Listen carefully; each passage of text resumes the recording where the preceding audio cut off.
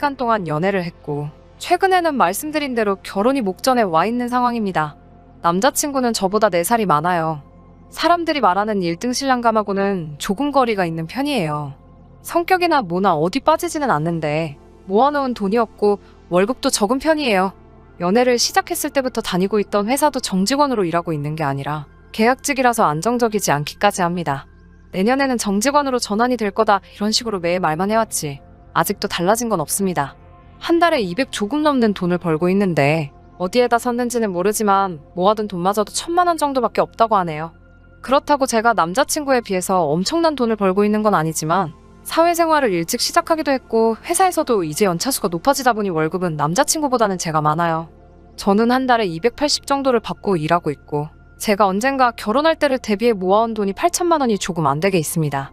무조건 이 남자와 결혼을 하겠다는 건 아니지만 그렇다고 남자가 돈이 없다고 환승이별을 하는 게 저도 사람으로서 이기적이고 못할 짓이라는 생각도 들었고 저한테만큼은 참 잘했기 때문에 저도 헤어지지 않고 계속 만나고 있었습니다. 아무튼 그런 남자친구가 얼마 전부터 결혼 이야기를 꺼내기 시작했어요. 조금 부담스럽기는 했어요. 저는 그렇다 치더라도 남자친구 상황 뻔히 알고 있는데 준비가 안 된 상태에서 결혼을 하고 싶지도 않았고요. 저한테 말한 적은 없지만 사실 연애하면서 자기 명의로 전세를 끼고 아파트를 하나 구입했는데 요즘 집값이 널뛰듯이 팡팡 오르다 보니 차익이 많이 생겼다나 뭐라나요. 신혼집이 마련된 상황이니 자신이 생겼는지 자기도 이제 눈 깜짝하면 마흔이 되겠다고 하루빨리 결혼을 하고 싶다고 말하더라고요. 아파트는 구축으로 오래된 아파트이긴 했지만 지금 세입자들이 자기들 돈 들여서 리모델링도 해놓은 상태이고 우리는 그 집이 비워지면 그냥 들어가서 살기만 하면 된다고 하더라고요. 그동안 모아놓은 돈이 없는 모습에 많이 흔들렸는데 저랑 결혼하기 위해 아파트까지 미리 사놓았다는 사실이 장하기까지 했습니다. 저는 흔쾌히 남자친구의 청혼을 받아들였고 결혼 준비를 시작하게 되었습니다. 시부모님을 처음 보는 자리에서 상견례 때 양가 부모님께서 조율하셔야 할 만한 것들을 제 앞에다 대고 전부 다 말하시더라고요. 자기들은 아들에게 집을 해줬으니 더 이상 해줄 수 있는 게 없다고 단단히 못을 박으셨어요. 그리고서는 저보고는 모아놓은 돈이 얼마나 있냐고 물어오셨습니다. 나름대로 재벌이로 돈을 이만큼 모았다는 거에 자부심도 있어서 두 분 앞에서 자신있게 7천 정도 모아놓은 돈이 있다고 말씀드렸지요. 그런데 돌아온 시어머니 반응이 영 아니었습니다. 칭찬을 받고 싶은 마음이 있던 건 아니지만서도 요즘 세상에 서울에 아파트 갖고 있는 남자한테 시집가는 게 얼마나 힘든지 아냐면서 저보고 거의 결혼을 거저한다는 식으로 말씀을 하시니 서운한 마음이 들었습니다. 올해 시작되면서 세입자들이 그 집을 비워주기로 했는데 남자친구가 회사에서 출근하기 편하다는 이유로 그 집에 살림살이를 저보고 미리 채워주면 좋겠다고 하더라고요. 식만 올리면 낭장 들어가 살 집이고 식도 되도록이면 빨리 올릴 계획이었기 때문에 그러기로 했어요. 남자친구 혼자 살면서 결혼하면 바꿔버릴 가구들 몇 달 쓰자고 새로 사라고 하기도 뭐해서 저도 알겠다고 했습니다. 신혼집은 생각보다 많이 작았지만 이제 새로 시작하는 신혼부부가 살기에는 전혀 모자람이 없어 보였습니다. 전세입자가 집을 얼마나 깔끔하게 사용했는지 바꿀 것도 하나도 없었고 지하철역도 근처에 있어서 위치도 좋은 데다가 재개발 호재까지 있더라고요. 남자친구와 같이 인터넷을 보면서 혼수로 채울 것들을 고르고 있었어요.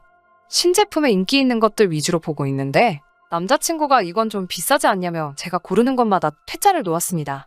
그러고서는 제게 제안을 하기를 남자친구가 혼수는 딱 2천만 하고 결혼식 비용이나 예단비를 제외한 나머지 돈은 우리 미래를 위해 아껴두는 게 어떻겠냐고 하더라고요. 그 말에 그러면 예단은 생략하고 양가 부모님들 1000만 원씩 해서 해외여행을 보내드리는 게 어떻겠냐고 저도 제안을 했죠.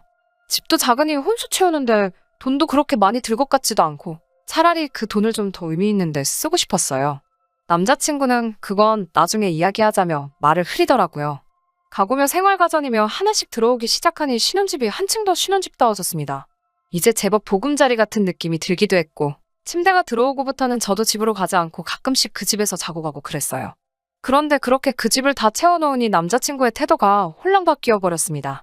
혼수도 예상보다 돈이 덜 들어서 양가 부모님 해외여행을 좀 더 넉넉한 예산으로 보내드릴 수 있을 것 같더라고요.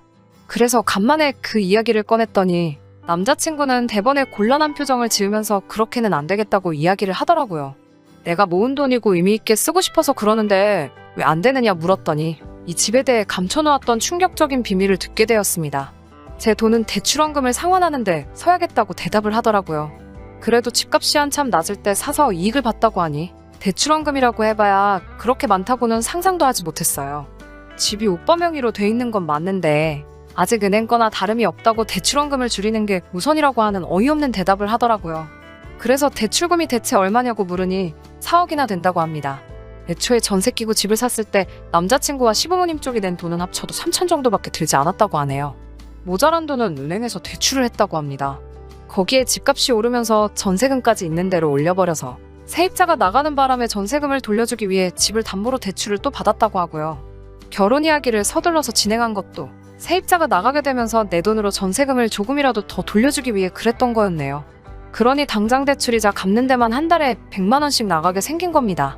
우리 둘이 버는 돈 합쳐서 500도 안 되는데 대출금을 그렇게 내면 우리 돈은 언제 모으냐고. 저도 눈물을 펑펑 흘리면서 사기꾼이라고 소리 지르며 한참을 싸웠어요. 그런데 남자친구는 자신있게 그 부분에 대해서는 자기도 생각한 게 있다고, 일단 진정 좀 하고 자기 아이디어 좀 들어보라고 하는 겁니다. 바로 우리 둘 월급 받은 걸 시어머니한테 관리를 해달라고 부탁하고 우리는 생활비와 용돈을 타서 생활하자고 하더라고요. 돈을 타서 생활하는 편이 쓸모없는 지출도 줄일 것이고, 시어머니가 재테크 하나는 기가 막히게 하신다고 우리 돈 굴리면서 몇 년 뒤면 우리 부자 만들어 주실 거라고 믿고 맡기자고 하네요. 전세입자한테 돈을 돌려줄 때 은행 대출을 받아야 했던 이유도 어디에 오피스텔 하나를 분양받았는데 그 돈을 뺄 수 없으니 새로 대출을 받은 거라고 하면서, 그게 피가 붙기 시작하면 지금 자기 집으로 이득 본 것처럼 너 돈 5천만 원은 한순간에 벌 수 있는 거라고 설명을 하더군요. 그리고 그게 제가 제 월급과 오빠의 월급을 시어머니께 맡겨야 한다는 주된 이유였고요. 저 이 결혼해야 하는 게 맞는 건가요? 오빠 말대로 제가 모은 돈을 대출원금을 상환하는데 전부 사용해버리면 저는 혼수에 제 돈 5천까지 말 그대로 7천을 써버린 거고, 오빠네는 달랑 3천만 지원해준 거나 마찬가지 아닌가요? 그 와중에 제가 시집 잘 왔다는 소리까지 들어야 하는지 앞으로 벌 제 돈까지 전부 다 시어머니 주머니로 들어가야 하는 상황이에요. 혼수를 물을 수도 없고 정말 미치겠네요.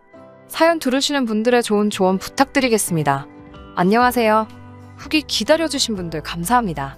결국엔 파혼을 했어요. 시어머니한테 돈 맡기자는 소리는 제가 우겨서 없던 일로 하기로 했어요. 저도 아끼고 살면서 돈 모으는 데에는 자신이 있다 보니 시어머니가 우리 돈 관리해주지 않아도 돈을 잘 모을 자신이 있다고? 대출금이며 그런 건 저도 좋은 쪽으로 생각해 볼 테니 돈 관리만큼은 우리가 하자고요. 그냥 좋은 게 좋은 거다 생각하고 참고 한번 살아보려고 했는데, 파혼하게 된 진짜 이유에 대해서 말씀드릴게요. 남자친구는 시어머니가 재테크를 잘한다고 굳게 믿고 있지만 제가 볼 땐 은행 빚으로 그렇게 돈 굴리는 건 정말 위험한 투자라고 생각하거든요. 어쩌다 운 좋게 집값 오른 걸 실력이라고 착각하고 있는 게 아닌가 하는 생각이 더 들었습니다. 아무튼 시어머니한테 돈 관리하는 건 없는 일로 했으면 좋겠다고 하니 그 뒤로부터 오빠의 태도가 조금씩 변하기 시작했습니다. 제가 거절한 걸 가지고 불만이 참 많아 보였어요. 그래도 시어머니가 우리 돈 가져가시는 건 말도 안 된다고 생각했고, 재테크는 꼭 필요하다고 생각하는 사람이긴 하지만 지금 당장은 허리띠 졸라매고 어느 정도 자본금을 모으는 게 더 좋다는 생각이 들었거든요. 제 결혼 축하한다고 제 친구 중에 한 명이 저한테 프랜차이즈 빵집에 케이크 기프티콘을 하나 보내줬어요. 그런데 저도 오빠도 입이 짧은 편이라 케이크로 받으면 분명히 남아서 버릴 것 같아 아깝다는 생각이 들어서 빵집에 찾아가서 거기서 같이 팔고 있는 병음료로 받아갈 수 있냐고 물어봤어요. 뭔가가 달라서 안 된다고 하는 걸 억지로 케이크 가격보다는 조금 모자라게 해서 음료수 6병으로 바꿔왔습니다. 차라리 음료수는 두고두고 먹을 수 있으니 그게 더 경제적이라고 생각을 했거든요. 그런데 집에 와서 보니 한 종류만 제외하고 나머지가 유통기한이 이틀 뒤면 끝나버리더라고요. 바꿔올 때 미리 확인할 거리라는 후회가 들기는 했지만 제가 케이크를 음료수로 바꾼다고 할 때 난감해하던 직원분 모습이 생각나서 유통기한이 아주 지나가 버린 것도 아닌데 오빠랑 저랑 이틀 동안 3병씩 마시면 되겠지 하고 말았어요. 퇴근하고 온 오빠에게 음료수를 건네면서 한 병 먹으라고 말했어요. 오빠는 속이 더부룩해서 생각이 없다고 하길래 유통기한이 다 돼가서 빨리 먹어야 된다고 한마디 했죠. 그랬더니 대본에 이거 봐 하면서 저보고 정신머리가 없다고 하더라고요. 어떻게 먹을 걸 사오면서 유통기한 확인을 안 할 수가 있냐고. 돈 관리하는데 자신 있다고 그랬으면서 벌써부터 이런 기본적인 것도 챙기지 못한다고 잔소리를 하더라고요. 제 꼬라지를 보니까 저한테 돈 관리를 맡기면 아주 길바닥에 나앉게 되는 거는 순식간이겠다고 빈정대면서요. 제 돈 주고 산 게 아니라 케이크 받을 거를 음료수로 바꿔온 거라고 설명을 했는데도 그게 공짜로 받은 거는 아니지 않냐면서, 유통기한을 미처 확인하지 못한 건 제 잘못인 점을 인정하지만 그렇다고 그걸 가지고 돈 관리를 못한다는 말을 듣고 있으니 어이가 없었어요. 지는 8년 연애하는 동안 돈 1,000만 원 모은 게 다면서 말이죠. 그랬더니 자기는 집해오지 않았냐면서 돈 7천 가지고 아주 유세를 부린다고 하더라고요. 그때 3억 주고 산 집이 지금 7억이라고, 제가 큰 소리를 칠 거면 4억을 가지고 시집을 와야 한다는 말도 안 되는 소리를 하면서 그러니까 좋은 말로 할 때 지네 엄마한테 돈 관리를 맡기자고 끝까지 우겨대더라고요. 너같이 씀씀이 해프고 아까운 줄 모르는 애한테 돈 관리를 맡기면 결과는 안 봐도 비디오라고요. 저는 끝까지 반대를 했는데 남자친구가 절충안이라고 꺼낸 말은 더 어이가 없었습니다. 제 월급으로 우리 생활비에 대출이자를 내고 자기가 번 돈은 곧 죽어도 자기 어머니에게 전부 들여서 재테크를 시켜야겠다고 장황한 계획을 설명하더군요. 듣자 하니까 대출금 4억 가지고 장가오는 놈이 저보고 4억을 가져와야 한다는 말에 어이가 없어서 그러면 그냥 이 결혼 없던 걸로 하자고 했어요. 공짜로 받은 음료수 유통기한 가지고 경제관념 없는 여자 소리 듣는 것도 싫고 앞으로 제 돈 주고 껌을 한 통 사 먹더라도 무슨 말을 들을지 눈에 다 보였으니까요. 제가 피땀 흘려 번 돈만 가지고 생활하고 시어머니가 남편 얼굴 굴리고 있는 꼴도 못 보겠다 말했고요. 혼수로 채워넣은 건 3달 사용한 거 감가상각까지 다 쳐서 받아도 되니까 네가 살 집 가고 나한테 대출받아 산 걸로 치고 저한테 돈을 갚으라고 했어요. 그러고 집으로 돌아와 버렸습니다. 집에 오니 시어머니 되실 분한테서 전화가 왔어요. 자기랑은 상의도 안 한 내용이라고 사과를 하시면서도 자기가 재테크를 너무 잘해서 아들이 한 소리라고 크게 신경 쓰지 말라고 하는데 제 귀에는 자기가 돈 굴리는 건 빠삭하니 믿고 맡겨보라는 식으로 들렸고 당장 혼수를 돈으로 돌려줄 수 없으니 그냥 결혼을 해줬으면 하는 소리로 들리더라고요. 이 결혼제가 참고 넘어가면서까지 하려고 했지만 저도 더 이상 참을 수 없고 제 마음은 돌리지 않을 거라고 대답했어요. 어머님은 끝까지 제 눈치를 보면서 다시 한번 생각해보라고 하는데 재테크를 그렇게 잘하시고 돈 관리하는데 도가 트신 분이 당장 1,500만 원 융통을 하질 못해 전전긍긍하는 모습을 보니 지금 다시 생각해봐도 파혼하기를 100번 잘한 것 같다는 생각이 드네요. 변변찮은 것도 알고 모아놓은 돈도 없고 비전도 없는 남자를 사람 좋은 거 하나만 보고 결혼까지 생각했던 제가 정말 바보 같네요. 횟수로 8년이라는 긴 시간을 만나온 사람인데 그동안 제 곁에 있던 사람 본성도 눈치채지 못하고 지냈다는 게 사람의 본성을 깨닫기에는 그 길게 느껴졌던 시간도 짧다는 생각이 드네요. 후회는 없어요. 오히려 저한테는 좋은 경험이 되었고 더 나은 사람을 만날 수 있는 좋은 교훈이 되었다고 생각합니다. 돈은 꼭 돌려받아야겠는데 상황을 보아하니 그 돈 받으려면 정말 한참을 더 기다려야겠다는 생각이 드네요. 아무튼 후기도 기다려주시고 끝까지 이야기 들어주신 모든 분들께 감사드립니다. 저는 이만 사연 줄이도록 할게요. 끝까지 들어주셔서 감사합니다. 오늘의 사연은 여기까지입니다. 구독과 좋아요, 알람 설정 부탁드리고 더 좋은 사연으로 다시 찾아뵙겠습니다. 감사합니다. 신바람 사연 아파트, 오늘의 사연 시작하겠습니다. 결혼한 지 이제 햇수로만 3년이 지난 여자입니다. 이제 2돌 지난 딸아이가 있어요. 결혼 전에 시어머니께서 보여주신 모습이 워낙 유난스러운 모습을 많이 보여주셔서 걱정이 많이 되더라고요. 막상 사연으로만 접하던 상황들이 저한테 벌어질 상황이 될 거라는 생각을 했더니 겁이 덜컥 나기 시작했어요. 남편에게 이래저래 해서 조금 고민이 된다고 사실대로 털어놓았습니다. 남편은 시댁이 지방이니 자주 뵐 일도 없을 테고 무엇보다 제가 시어머니와 혹시 갈등이 생길 경우에 남편이 중간에서 잘 해결을 해주겠다는 식으로 약속을 했기 때문에 그거 하나만 믿고 결혼을 하기로 결정을 했습니다. 막상 결혼을 하고 나니 남편이 시원스럽게 해주는 부분이 없기는 했지만 적어도 명절 때를 제외하고는 시댁 스트레스를 받지 않기도 했기 때문에 결혼 생활에 큰 문제는 없었습니다. 저도 잔소리에 약간 묻어난 편이기도 하고 저도 할 말은 쌓아두지 않고 꼭 해야 하는 성격이라 남편이 혹시나 제 편을 들어주지 않는다고 하더라도 저 혼자서 어떻게든 해결할 수 있겠다는 생각이 들었어요. 신랑은 다른 건 모르겠고 어머니 음식 솜씨에만큼은 자부심을 가지고 있었어요. 본인이 음식을 잘 아는 것도 아닌데 그러는 걸 보면 조금 답답한 부분이 있었습니다. 외식을 하러 가거나 밖에서 뭐라도 사 먹는 날에는 툭하면 우리 엄마가 해주는 게 더 맛있다고 하면서 밥상머리 앞에서 궁시렁대는 게 일상이었습니다. 어차피 돈 주고 사 먹는 거 맛있게 먹으면 좋겠는데 꼭 어딘가 부족하다는 식으로 이야기를 하니 같이 돈 주고 사 먹는 입장에서 여간 꼴불견일 수가 없었어요. 아이가 돌이 지나면서 육아휴직 기간도 끝나게 되어서 처음에는 고민을 많이 했습니다. 상황이 여의치 않아서 제가 전업주부가 되기에도 무리가 있는 데다가 친정부모님도 시부모님도 양쪽 다 지방에 거주하시니 아이를 어린이집에 보내는 것 말고는 선택권이 없었습니다. 결국 저는 복직을 하게 되면서 아이를 어린이집에 보내게 되었습니다. 그때까지는 몰랐는데 아이가 분리불안이 조금 큰 편이었더라고요. 그래서 복직 3개월 만에 회사를 그만두기로 결정하였습니다. 불행 중 다행이라고는 할 수 없지만 그래도 당시 코로나가 엄청 유행하기도 했고 회사에서도 저의 사정을 이해해줘서 월급을 조금 삭감하고 재택근무라도 하지 않겠냐는 제안을 해주었어요. 월급이 줄어드는 게 타격이 있기는 했지만 그래도 아이를 돌보면서 일을 할 수 있게 된 부분이 저한테는 감지덕지한 상황이었습니다. 아이 가지신 분들이면 다 아시겠지만 이제 막 돌진한 아이가 있으면 매일매일 새 반찬 해가면서 끼니 챙기기에는 조금 무리가 있잖아요. 아무리 재택근무를 하게 되었다고 한들 저도 집에서 회사 일을 해야 하고 할당된 만큼의 업무를 해야 했기 때문에 집에 있다고 하더라도 살림과 일을 병행하면서 하기에는 무리가 있었습니다. 그래서 매일 반찬 가게에서 반찬을 사 먹게 되었습니다. 남편은 그걸 가지고 궁시렁대기 시작했어요. 사람이 집밥을 먹어야지 무슨 재료를 썼는지도 모르고 조미료가 들어갔는지도 모르는 걸 돈을 주고 사다 먹고 있다고 툴툴대기 일쑤였어요. 시어머니 솜씨가 좋았어서 결혼 전에 자기는 반찬을 평생 사 먹어본 적도 없고 밥에는 정성이 들어가야 맛있지 사 먹는 건 정성이 들어가 있지 않아서 맛이 없다는 말도 안 되는 논리를 펼쳤습니다. 살림이라고 하나도 거들지 않으면서 먹는 거 가지고 툴툴대니 저도 짜증이 날 때까지 나 있었죠. 그러다가 친정엄마가 지난 겨울에 김장을 하시면서 김치도 종류별로 보내주시고 밑반찬도 여러 가지 해서 보내주셨어요. 통화하다가 넋두리 하듯 이야기한 건데 그게 신경 쓰이셨는지 참 여러 가지 반찬을 해주셨더라고요. 저희 어머니가 오랜 시간 동안 식당 운영을 하셔서 그런지 손도 엄청 크셔서 보내주신 걸 받아보니 엄청 푸짐했어요. 김장김치뿐만 아니라 동치미에 총각김치며 파김치까지 여러 종류로 보내주시고 밑반찬도 보관하기 용이한 반찬들 위주로 해서 잔뜩 보내주셨어요. 장조림에 진미채, 마른 멸치에 건새우 볶음까지 얼려놓고 꺼내기 편하게 며칠치 양으로 소분해서 정말 보관하기도 먹기도 편하게 해주셨어요. 제가 좋아하는 반찬들 뿐만 아니라 제 신랑이 나물 반찬을 잘 먹던 게 기억이 난다고 나물들 살짝 데쳐서 바로 무쳐 먹을 수 있게 엄마가 직접 만든 만능 양념장까지 보내주시고 그 와중에 제 남편 것까지 챙겨주시니 허리도 안 좋은데 혼자서 이 많은 반찬을 하고 포장까지 일일이 하고 택배까지 직접 보내주셨으니 정말 고마움에 눈물이 다 나더라고요. 덕분에 밥만 해놓으면 해주신 반찬 꺼내 먹기만 하면 되니 한동안 집안일 하기가 엄청 수월했어요. 하지만 남편은 고마움도 느끼지 못하는 건지 우리 엄마 반찬 가지고도 밥상머리 앞에서 궁시렁대기 일쑤였어요.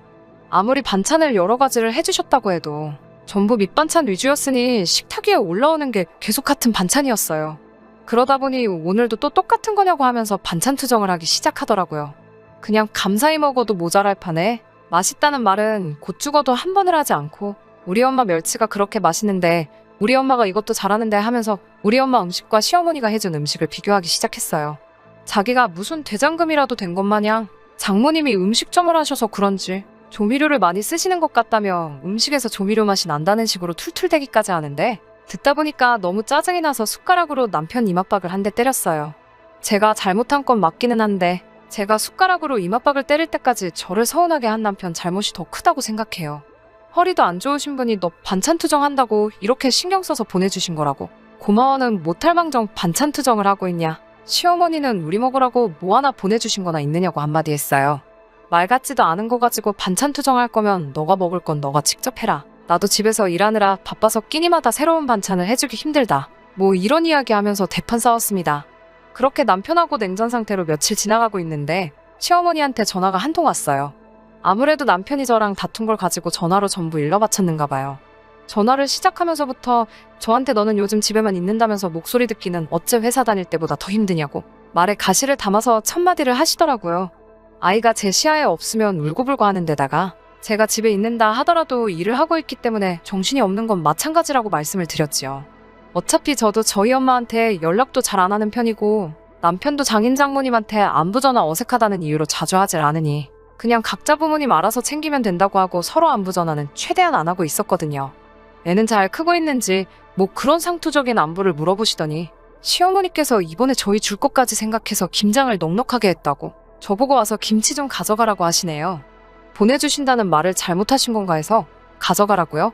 하고 대답을 했더니 너는 왜 항상 말꼬리가 기냐면서 제가 제대로 들은 게 맞다고 하시네요. 날도 엄청 추울 때라서 아이 데리고 버스나 기차 타고 가기에도 무리가 있다는 식으로 설명을 드리고 안 그래도 요즘 어머님 묵은지가 생각이 난다고 친정부모님이 얼마 전에 김장김치를 보내주셔서 냉장고에 자리가 얼마 없어서 그러니 맛있게 익혀주시면 다음 구정 때 저희가 가지러 가겠다고 최대한 시어머니 기분 생각하면서 돌려서 말씀을 드렸어요. 그랬더니 지금 니네 엄마는 보내줬는데 나는 지금 가지러 오란다고 비꼬는 거냐 라며 한마디를 하십니다. KTX 타면 금방 오는데 오랜만에 손녀딸 좀 볼 겸 해서 저보고 굳이 가지러 오라고 하시네요. 그래서 아이도 이제 많이 큰데다가 이유식 먹고 있기 때문에 그걸 다 바리바리 챙겨서 가기에는 무리가 있고 게다가 아직 코로나가 한창인데 아이 데리고 사람 많은 공공장소에 가기 조금 그렇다는 식으로 최대한 좋게 설명해가면서 못 가겠다고 말씀을 드렸어요. 그랬더니 저한테 버럭 소리를 지르시면서 지금 누가 시험이고 누가 며느리인지도 모르겠다고? 어른이 말하면 그냥 알겠다고 하면 될 것을 뭐가 그리 말이 기냐고 한마디 하시면서 김치도 네 먹으라고 주는 게 아니라 내 아들 먹이려고 하는 거니 냉큼 와서 가지고 가라고 하시더군요. 우리 아들은 갓 담근 김치를 좋아한다며 늦장 부릴 생각 하지 말고 최대한 빨리 오라고 하시면서요. 당연히 남편 퇴근하고 와가지고 이 이야기 가지고 한판 더 싸웠어요. 말도 제가 먼저 꺼낸 것이 아니라 남편이 퇴근하자마자 시어머니하고 통화했다고. 너는 애가 왜 그러냐면서 밖에도 안 나가고 맨날 집구석에만 있으면서 거기 한번 다녀오는 게 싫으냐고. 또 제가 재택근무를 한다는 사실 가지고 제가 다녀와야 한다는 듯이 성질을 바득바득 내더라고요. 너 먹으라고 해준 거라는데 내가 왜 거길 가야 되냐고 한참을 실갱이를 하다가 결국에는 남편이 주말에 차 끌고 가서 기어이 그 김치를 받아오더라고요. 자기가 가져왔으니 뒷정리는 저보고 하라고 해놓고서는 식탁 위에 김치통 올려만 두고 방으로 들어가 버리더라고요. 정리하다 말고 꼴보기가 싫어서 냉장고 구석에다가 처박아놨어요. 다음날에 점심 식사를 하는데 남편이 왜 김치를 왜 안 꺼내놨냐고 밥상머리 앉자마자 툴툴대기 시작했고, 저는 너가 먹을 거를 내가 왜 차려야 하냐고 냉장고에 있으니 알아서 꺼내 먹으라고 했어요. 이게 진짜 반찬이지 이딴 소리를 하면서 고집 부린다고 우리 엄마가 해준 다른 반찬에는 손도 대지 않고 지가 꺼내온 김치만 가지고 밥을 2그릇을 먹더라고요. 어이가 없었지요. 남편의 유치한 행동에 어이가 없던 게 아니었어요. 남편이 밥을 2그릇이나 비워버린 그 김치는 시어머니가 해주신 게 아니고 얼마 전에 우리 엄마가 보내주신 우리 엄마표 김치였으니까요. 고집을 부리느라 미각이 어떻게 됐냐? 하면서 빈정대고 싶었는데 언제까지 그 김치가 우리 엄마 김치인 걸 눈치채려나 하고 가만두었어요. 시어머니 김치는 김치냉장고 구석에서 잘 익어가고 있었고요.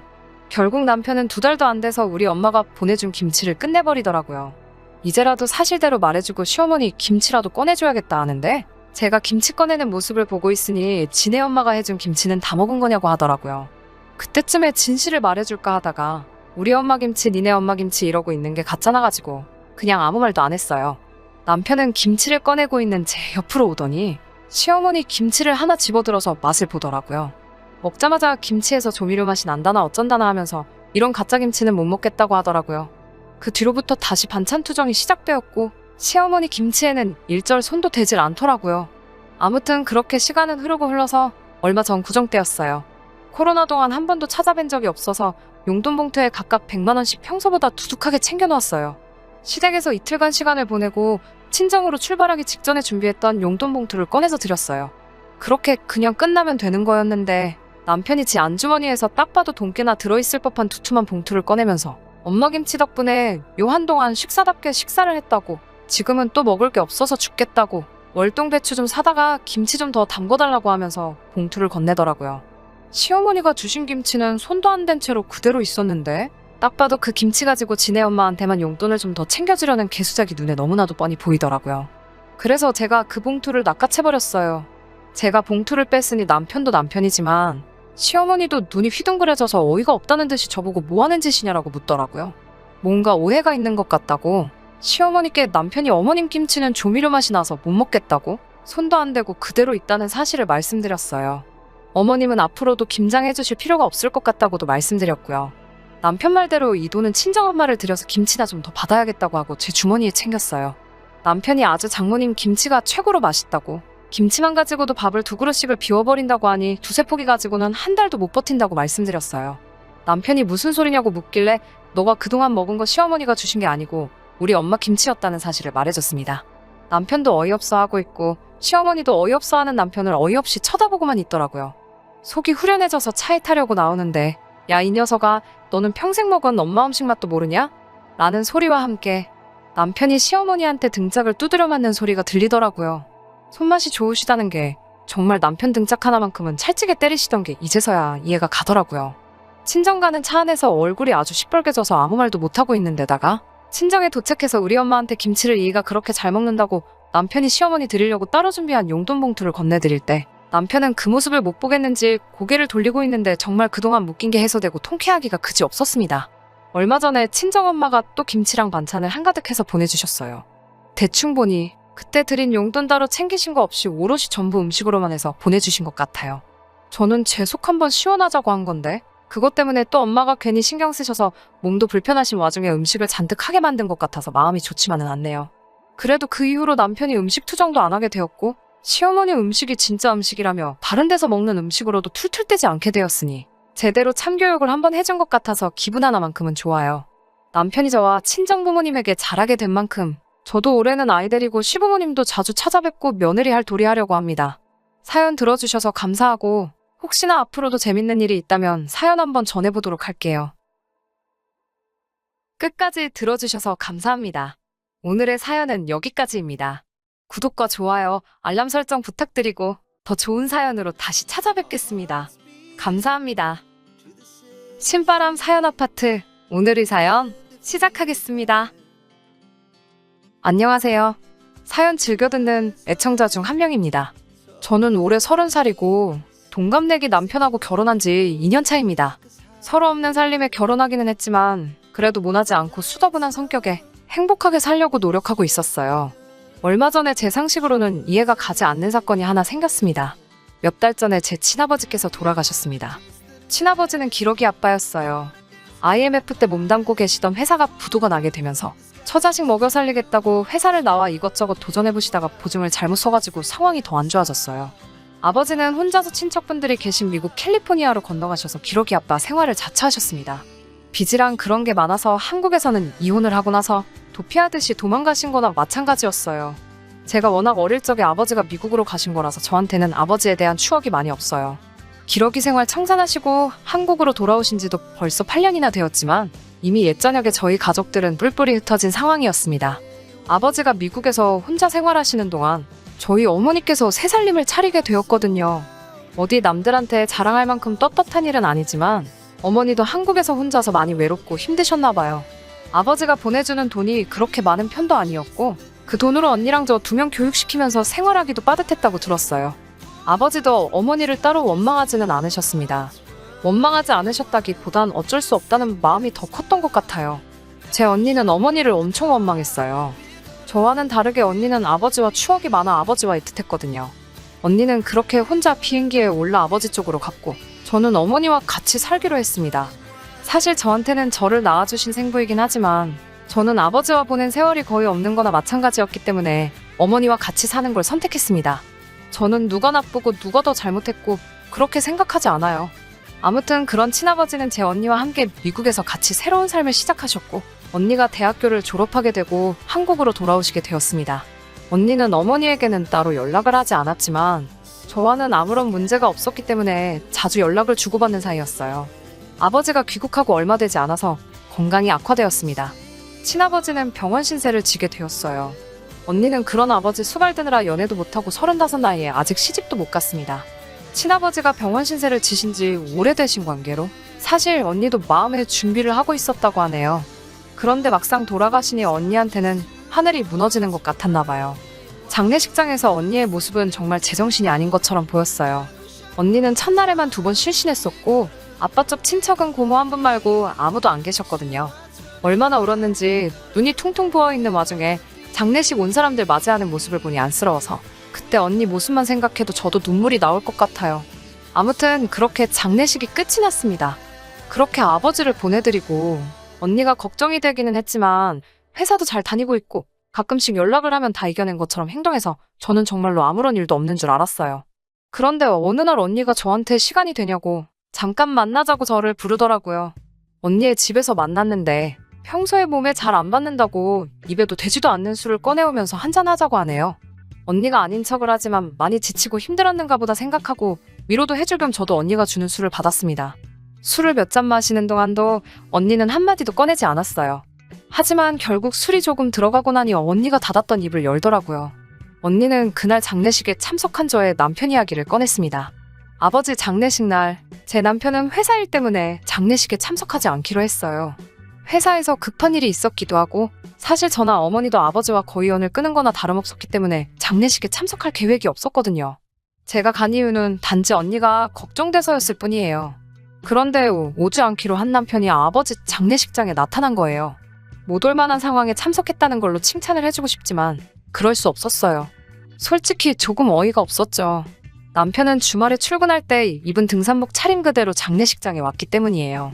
그래도 제 친아버지 장례식인데 그래도 제 남편이라는 놈이 등산복을 입고 친아버지 장례식장에 등장을 했으니 남보는 눈 때문에라도 화가 머리끝까지 나더라고요. 그래서 와준 건 고맙지만 옷이 그게 뭐냐고. 어차피 올 거였으면 집이 먼 것도 아닌데 옷이라도 갈아입고 오지 그랬냐고 잔소리를 했더니 남편이 자초지종을 설명해 주더라고요. 주말에 출근한 것도 억울한데 직장 상사가 자기를 잡아놓고 집에 보내주지 않으려고 해서 도망 나올 생각에 저희 아버지 장례식 이야기를 핑곗거리로 꺼냈다고 하네요. 이렇게라도 도망 나오지 않았으면 직장 상사하고 밤새 둘이서 술까지 마실 뻔했다고 미안하다고 사과를 하네요. 집에 일찍 가기 위해서 돌아가신 우리 아버지 팔아먹은 것도 어이가 없었는데 더 어이가 없는 건 장례식장에 그 직장 상사를 같이 데리고 왔더라고요. 직장 상사도 집에서 입는 것처럼 편하게 입고 온 건 말할 것도 없고요. 직장 상사가 남편이 도망가려고 거짓말을 한 건지 의심을 해서 어쩔 수 없이 데려왔다고 하는데 참 어이가 없었습니다. 더 화가 나는 것은 그 직장 상사가 그날 꼭 남편하고 술을 먹었어야 했는지 장례식장에서 육개장 떠다 놓고 그걸 안주 삼아 남편하고 둘이서 술을 아주 고주망태가 될 때까지 마셨다는 사실이에요. 사실 그것 때문에도 남편하고 한참 동안 냉전 상태로 있었는데 언니가 전해주는 말에 저는 남아있던 어이까지 상실하게 되었습니다. 언니가 제게 전해준 말은 정말 끔찍했습니다. 여태까지의 행동만 봐도 남편의 직장 상사가 제정신이 아닌 사람이란 걸 충분히 이해하겠는데 이혼까지 당했다는 말이 이해가 될 정도로 경우 없는 사람이었습니다. 장례식장에서 실신할 때까지 울고 있던 저희 언니한테 그 슬퍼 보이는 모습에 첫눈에 반했다고 하네요.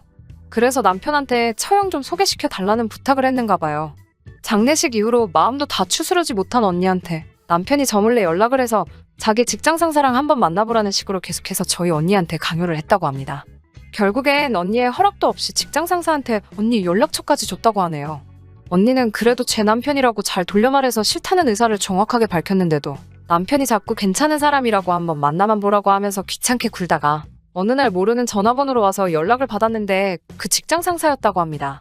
남편이 그렇다 할 결과물을 가지고 오지 않으니 성질 급한 직장 상사가 직접 언니의 연락처를 받아서 연락을 하기 시작했나 보더라고요. 회사에서 일은 안 하고 카톡만 들여다보고 있는 건지 30분 간격으로 언니한테 뭐하냐, 밥은 먹었냐 물어보며 자기는 뭐하고 있다고 하면서 셀카 찍은 걸 보내오는데 저는 그걸 슬쩍 보기만 해도 역겨운데 그 연락에 매일매일을 시달려야 했던 우리 언니는 오죽했을까 싶더라고요. 그 와중에 언니는 제 남편 입장도 있고 하니까 최대한 그놈의 심기를 거스르지 않게 일일이 물어보는 말에 다 대답을 해줬다 하네요. 언니가 뜨문뜨문 답장을 해주니 그놈은 언니도 자기한테 관심이 있는 줄 알고 이미 자기가 언니 애인이라도 된 것처럼 데이트 신청을 해오질 않나, 오늘은 만날 수 있는 거냐고 집요하게 물어보지를 않나 했던 거죠. 이 상황을 언니 혼자서 어떻게든 해결해보려고 하다가 이대로는 도무지 끝날 것 같지가 않아서 결국 저에게 털어놓은 거예요. 아무리 저랑은 다른 호적에 올라가 있는 언니지만 그렇다고 완전한 남이 된 게 아니잖아요. 그 와중에도 제 생각, 제 남편 걱정해준다고 꾹꾹 참아가며 몇 주 동안 그 사람 같지도 않은 놈한테 시달린 걸 생각하니까 제가 다 화가 났어요. 시간이 흘러서 밤 11시가 다 되어가는데 언니의 전화벨이 울리더라고요. 언니는 또 표정이 어두워졌어요. 그놈이 전화를 걸어온 거죠. 매일 밤마다 자기는 이제 잘 거라고 언니한테 잘 자라고 한마디 하려고 전화를 해온다고 하네요. 저는 바로 언니의 전화기를 뺏어들고 전화를 받았습니다. 아주 느끼한 목소리로 우리 언니 이름을 부르면서 자기 전에 목소리가 듣고 싶어서 전화를 했다고 하네요. 저는 그 전화기에다 대고 한마디를 했어요. 언니는 당황하면서 저를 말렸지만 너무 열이 받은 상태고 술도 몇 잔 먹은 상황이라 저도 참을 수가 없었어요. 여보세요. 당신 뭔데 우리 언니한테 전화질이야? 라고 시작하니 제가 누구냐고 묻더라고요. 저는 제 남편 이름을 대면서 그 사람 와이프라는 사실까지 똑똑히 밝혔어요. 요즘 세상이 어떤 세상인데 이러고 있는 거 엄연한 성추행이라고. 자꾸 전화하면 경찰에 신고할 거니 그렇게 알라고 했죠. 그랬더니 그놈은 당황을 했는지 전화를 끊어버리더라고요. 언니는 괜찮은 거냐고 물어보는데 그 와중에도 제 걱정을 하고 있으니 한편으로는 속이 답답했어요. 조금 있다가 남편한테 전화가 오더라고요. 저보고 뭐 하는 짓이냐고 대뜸 역정을 내기 시작했어요. 이번에 자기가 승진 대상자에 포함되어 있는데 그 사람한테 잘못 보이면 승진은 물 건너가는 거라고 화를 내더라고요. 그 직장 상사란 놈이 제 전화를 받고 제 남편한테 전화를 해서 다음 승진권을 가지고 협박 같은 걸 했나 봐요. 그걸 가지고 남편한테 뭐라고 하는 것도 웃기지만 거기에 쫄아서 오히려 저한테 역정을 내고 있는 남편을 보고 있자니 한숨도 나오지가 않더라고요. 저는 남편에게 네가 승진 못하는 걸 왜 우리 언니가 피해를 보고 있어야 되냐고. 애초에 그딴 직장에서 받는 돈이면 나도 그 돈으로 살고 싶지 않으니 이참에 때려치던가 하라고 했어요. 그 말에 자기가 뭔 짓을 했는지 뉘우쳤으면 이렇게 밉지라도 않을 텐데 끝까지 그 사람 알고 보면 좋은 사람이라고 한 번이라도 만나보고 정하는 게 좋지 않겠냐고 저랑 언니를 회유하려고 하더라고요. 그 사람이 안 좋은 사람이란 건 진작에 알고 있었어요. 남편이 퇴근할 때마다 아주 욕짓거리를 하면서 사람 같지도 않은 쓰레기라고 입버릇처럼 말하던 놈이었거든요. 그렇게 좋은 사람이면 네 사촌동생이라도 소개시켜 주던가 하지. 왜 우리 언니를 계속해서 걸고 넘어지느냐고. 퇴근할 때마다 욕하던 직장 상사가 실제로 만나보면 좋은 사람이 되는 거냐고 했죠. 앞으로 우리 언니한테 한 번이라도 더 연락 오면 다음은 전화로 끝나지 않고 내가 직접 너네 회사에 찾아가겠다고 했습니다. 남편은 강하게 나오는 제 모습에 포기를 한 것 같았지만 직장 상사는 끝까지 우리 언니가 자기한테 관심이 있다고 믿었나 봐요. 제 경고를 무시하고 언니에게 또 연락을 하게 되면서 결국 제가 직접 남편 회사까지 찾아가게 만들었습니다. 회사 로비에서부터 제가 고래고래 소리를 지르며 아주 발광을 떨었어요. 결국 남편의 직장 상사는 결국 이 사실이 회사에 소문이 나게 되면서 인사위원회가 열려 지방으로 좌천을 당했다고 하네요. 명목상 승진이기라고는 하지만 지방으로 내려가면 회사에서 진행하는 프로젝트에서 자동적으로 제외가 되는 것이기 때문에 인센티브도 없어지고 사내에서 인맥도 중요한데 지방 발령을 받으면 그 인맥도 쌓을 길이 없어져서 자연스럽게 도태가 된다고 하네요. 결국 회사에서 쫓겨나게 될 사람이 스스로 사표를 쓸 때까지 귀양 보내는 식으로 있는 이름만 있는 자리라고 합니다. 언니는 괜히 자기 때문에 제가 이혼이라는 결정을 내리게 되면 미안해서라도 앞으로 제 얼굴을 못 볼 것 같다고 말해서 아직까진 남편을 데리고 살고는 있습니다. 하지만 결국에는 이혼할 것 같아요.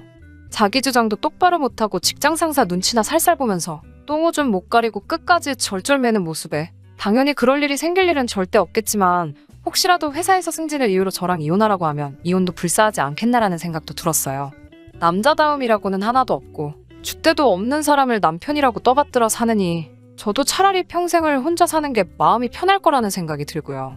우리 언니 없는 형편의 아버지랑 미국에서도 고생만 하다 왔고 한참 젊고 예쁠 때도 아버지 병수발과 일만 해가며 살아왔습니다. 이런 우리 언니 그딴 놈 말고 좋은 사람 만날 수 있기를 기도하면서 제 사연은 여기서 이만 마무리 짓도록 할게요. 끝까지 들어주셔서 감사합니다. 끝까지 들어주셔서 감사합니다. 오늘의 사연은 여기까지입니다. 구독과 좋아요, 알람 설정 부탁드리고 더 좋은 사연으로 다시 찾아뵙겠습니다. 감사합니다. 신바람 사연 아파트, 오늘의 사연 시작하겠습니다. 매번 사연 듣기만 하다가 제 이야기도 한번 해볼까 해서 이렇게 용기 내서 사연 한번 적어봅니다. 시누이들과 마찰 때문에 고생하시는 분들이 많던데 저는 외아들인 남편 덕분에 시누이들과의 마찰은 없었어요. 그런데 시어머니 때문에 한동안 고생을 했어요. 그런데 남편까지 가세해서 쌍으로 저를 못 살게 군이 아주 미치고 팔짝 뛸 노릇이었습니다. 저희는 맞벌이 부부였고요. 남편은 대기업 입사 후 1년차가 되었고 저는 중소기업을 다니고 있지만 사회생활을 일찍부터 시작해서 모아놓은 돈은 남편보다 훨씬 많았어요. 저는 회사 생활 8년 차였는데도 대기업은 역시 대기업이라 그런지 남편의 초봉이 제가 받고 있는 월급보다 많더라고요. 그렇다고 큰 차이가 나지는 않아요. 제가 280 정도를 벌고 있고 남편은 월급으로 350을 가져옵니다. 연말에 보너스가 있으니 대충 계산해보면 380에서 400 사이를 받아온다고 보면 될 것 같아요. 시어머니가 지방에서 큰 식당을 하십니다. 장사도 무척이나 잘 된다고 하더라고요. 솔직히 요즘 집값의 시댁에서 집 해주는 거 바란 적도 없고 기대도 하지 않았어요. 저도 모아놓은 돈이 상당했고 저희 부모님한테 지원받을 생각도 없었으니 애초부터 두 사람의 힘으로 결혼을 하려고 했습니다. 신랑과 결혼 이야기 보고 가면서 처음으로 시부모님을 만난 자리였는데 시어머니께서 저한테 먼저 말을 꺼내시더라고요. 저보고 형제가 어떻게 되느냐고요. 위로 오빠가 한 명 있다고 대답해드리니 저희가 결혼을 한다 해도 그 어떤 지원도 해주실 수 없다며 시작부터 못을 박으셨어요. 야무진 며느리 흉내를 내려고 한 건 아니지만 지원금에 대해서는 안 주셔도 상관이 없다고 대답해드렸지요. 저도 남편도 둘 다 직장 생활을 하고 있고 애초에 저도 양가 지원 없이 둘이서 시작할 계획이었다고 말씀을 드렸더니 시어머니께서는 너는 왜 결혼을 꽁으로 하려고 하느냐며 역정을 내시더군요. 그 말에 저도 한 말씀 드렸어요. 어머님께서는 방금 지원을 해줄 생각이 없다고 하셨는데 왜 저는 저희 부모님한테 돈을 지원받아와야 하는지 이해가 잘 가지 않는다고요. 대기업 다니는 아들을 데려가는데 맨 입으로 시집을 올 생각이냐며 그건 말도 안 되는 거라고 하시네요. 어차피 남편은 외아들이고 자기들 죽게 되면 그 재산이 누구 입으로 가겠냐고? 그런데 저는 딸인데다가 위로 오빠가 있으니 저희 부모님이 돌아가시면 아들이고 장남인 제 오빠가 대부분 가져가지 않겠냐면서 이건 수지타산이 안 맞는다고 하시네요. 결혼이 장사하는 것도 아니고 수지타산 운운하시며 자신들이 손해를 보는 거라는 식으로 말씀하시는데 어이가 없었습니다. 물론 남편이 대기업 다니면서 저보다 높은 연봉을 받고 있는 건 사실이지만 입사한 지 얼마 되지 않아서 모아놓은 돈이 없거든요. 애초에 저도 지원받을 생각 하나도 없었던 데다가 결혼하게 되면 양가 지원은 받지 않지만 제가 모아놓은 돈 7천을 그대로 신혼살림 차릴 돈으로 전부 사용하려고 하고 있었지요. 그런데 자기들이 손해를 보내 어쩌네 하는 것도 사실 어이가 없는데 유산 운운하면서 저는 제 돈을 포함해서 저희 부모님한테까지 손을 벌려야 한다고 하니 기분이 많이 상했어요. 다행히 듣고만 있던 남편이 분위기가 차가워지자 나서서 중재를 해줬어요. 제가 모아놓은 돈도 많고 시작은 월세방 구해서 해야겠지만 두 사람 벌이를 합치면 3년 정도 아끼고 모으면 전셋집 정도는 구해서 들어갈 수 있을 거라고요. 시어머니는 끝까지 제가 친정의 지원을 받지 않는다는 게 내키지 않은 듯한 표정이었지만 남편이 간곡하게 부탁을 해오니 그날은 잘 넘어갔어요. 시어머니 때문에 파혼하는 것도 그렇고 무엇보다 그 상황에서 제 편을 들어주면서 시어머니한테 맞서는 남편 모습에 오히려 저는 그때 결혼을 확신하게 되었네요. 제 스스로 10월드 입장권을 끊었다고 하실 분도 많지만 그때는 남편의 진짜 모습을 모르고 있었으니 어쩔 수 없는 결정이었어요.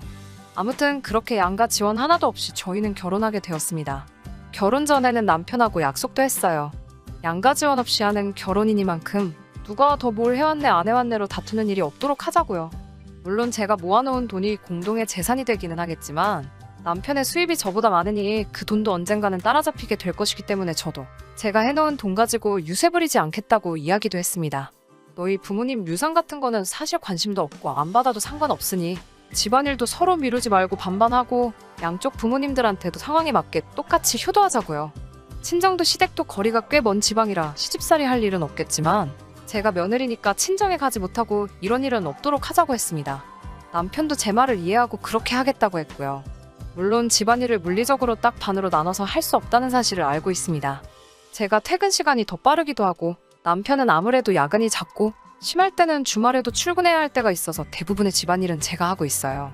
저는 그것에 대해서 한 번도 불만을 가진 적이 없습니다. 애초에 신혼집 월세방이래봐야 12평도 안 되는 조그만 아파트고 육체적으로 힘에 부치거나 하는 일도 없었으니까요. 그렇게 신혼 초반에는 어린애들 소꿉장난하듯이 알콩달콩 재밌게 잘 살고 있었습니다. 그런데 시간이 점점 지나다 보니 남편이 조금씩 집안일하는 걸 귀찮아하기 시작하더라고요. 둘이서 같이 쉬는 일요일 아침에 제가 식사 준비를 할 테니 그동안 남편에게 청소기 좀 돌려달라고 부탁했어요. 그랬더니 남편은 어제 청소기 돌렸는데 오늘 그걸 꼭 돌려야 하냐고 불평을 늘어놓더라고요.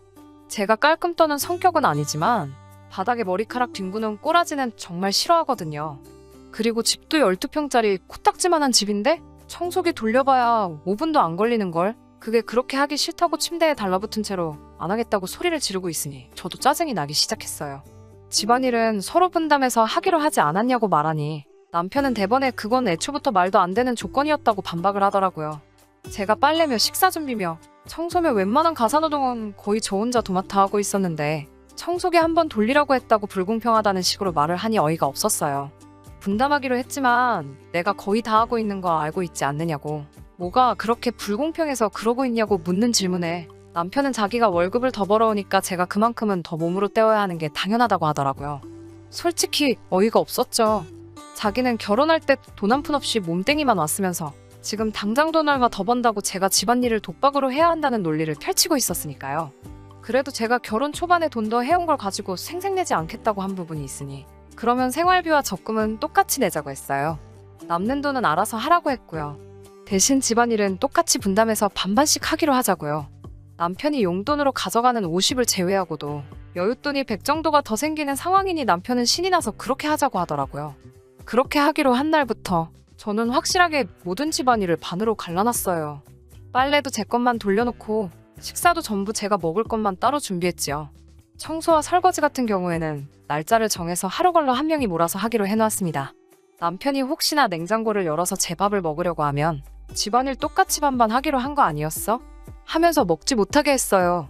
처음에는 툴툴대면서 배달 음식을 시켜 먹거나 했는데 당장 출근할 때 신을 양말이 없으니 저보고 더럽고 치사하다면서 꼭 이렇게까지 해야 하는 거냐고 방방 날뛰기 시작했지요. 그날로 정확히 일주일이 지나고 나서 제게 미안하다고 사과를 해오더라고요.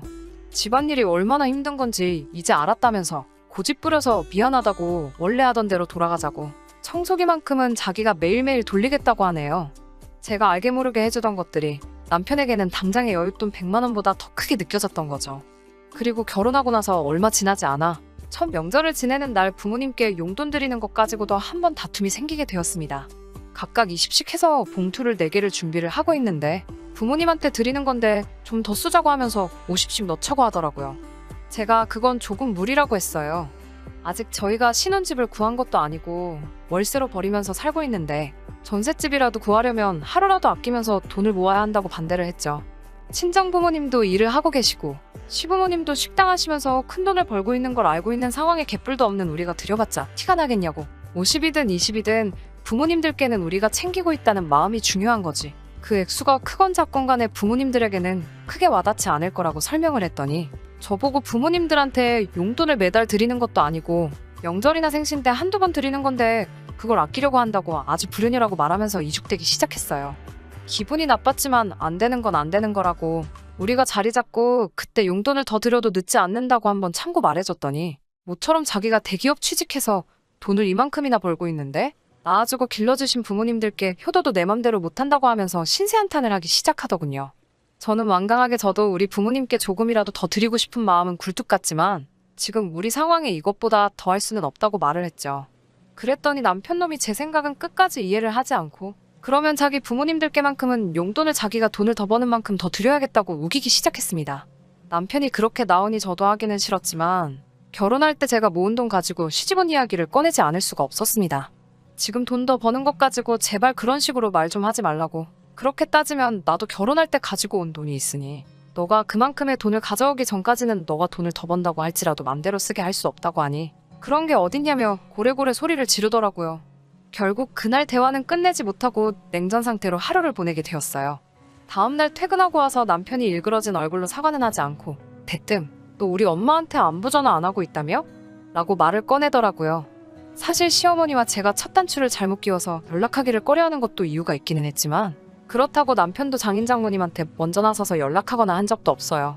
서로 부모님께 효도하자고는 했지만 똑같이 효도하자고 했으니 저도 나서서 먼저 남편 좋으라고 대리효도를 할 생각이 없었기에 일부러 하지 않았었습니다.